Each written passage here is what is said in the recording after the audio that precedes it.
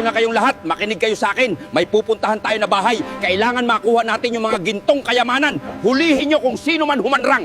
Ang sino mang makahuli kay Nestor at Elena may gantimpala sa akin. Pag nakuha na natin yung pakay nating ginto, sunugin agad yung bahay. Humanda ka sa akin mamaya, Nestor. Matitikman mo yung lupit ng aking paghihigante. At sa ayaw mo at sa hindi, makukuha ko yung ginto at mapapasakin pa si Elena. Tay, ngayon na ba tayo pupunta sa bayan para magbenta ng ginto? Oo, ngayon sana anak, kaso parang masama ang pakiramdam ko. Eh, ano ba nararamdaman mo, Tay? May masakit ba sa katawan mo? Parang nahihilo ako anak, pero baka sa pagod ko lang to at kailangan lang ipahinga. Magpahinga ka na lang muna, Tay, at ako na lang ang magbebenta sa ginto dun sa bayan. Sige anak, mag-ingat ka ha, at huwag mo kalimutang dumaan sa simbahan at magbigay ng donasyon. Okay, Tay, dadaan ako sa simbahan, mamimili na rin ako sa merkado ng mga pwede nating lutuin para naman makakain ka ng masarap, Tay, para bumuti ang pakiramdam mo. Tay, aalis na po ako papuntang bayan para naman makabalik ako agad dito. Sige anak, at ako'y papasok na muna sa loob para makapagpahinga. Mamaya na yung seremonya. Kaya ko na ba talagang maging isang hari at pamunuan ng aming kaharian?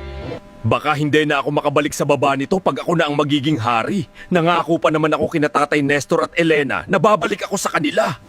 Mamimiss ko talaga sina Elena at Tatay Nestor. Sana nga ay okay lang sila sa baba at kahit wala ako sa tabi nila. Good morning, sir. May ibebenta sana akong mga gintong gold bar. Grabe, ang daming gintong gold bar nito. Mukhang malaking pera ang kailangan nito. Sa mga magkano po yung magiging benta nito lahat-lahat, sir? Titimbangin ko lang muna, ma'am, at doon po natin malalaman kung magkano aabutin sa lahat. Natimbang na po namin, ma'am. Nasa 10 million po lahat ng halaga ng gold bar na dala nyo.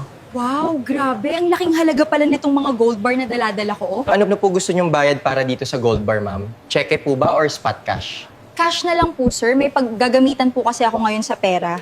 Sige po, ma'am. Hahanda ko lang po yung pera na pambayad dito sa gold bar nyo. Okay po, sir. Maraming salamat po. Pakilagay na lang din po sa lalagayan para madala ko. Ma'am, ito na po yung pera. 10 million pesos po yan lahat-lahat. Okay, sir. Maraming salamat din po sa pag-assist sa akin.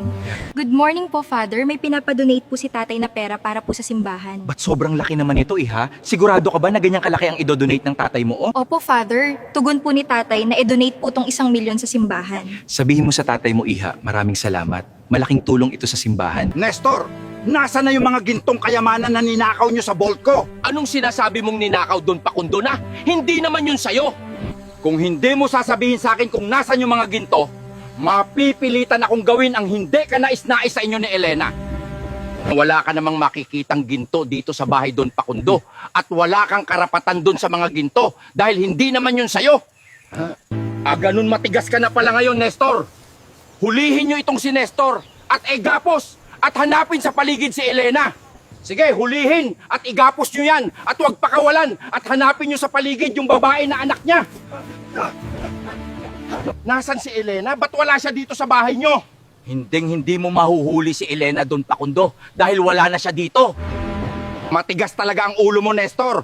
Kung ganun, ipapasunog ko tong bahay nyo para wala nang madat ng bahay si Elena pagbalik niya dito. Sunugin nyo yung buong bahay at huwag kayo magtitira at mag-iwan ng bakas. Opo, doon pakundo. Masusunod po ang pinag-uutos nyo.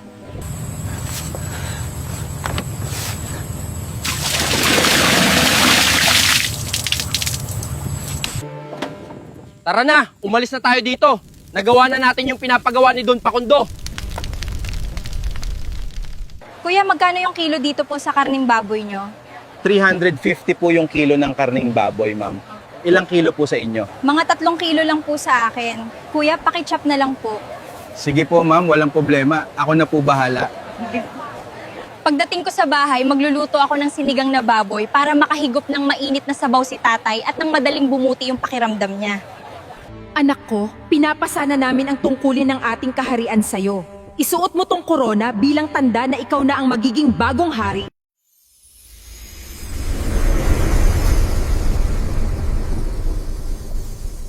Mabuhay ang bago nating hari! Anong nangyari dito sa bahay namin? Ba't nasunog?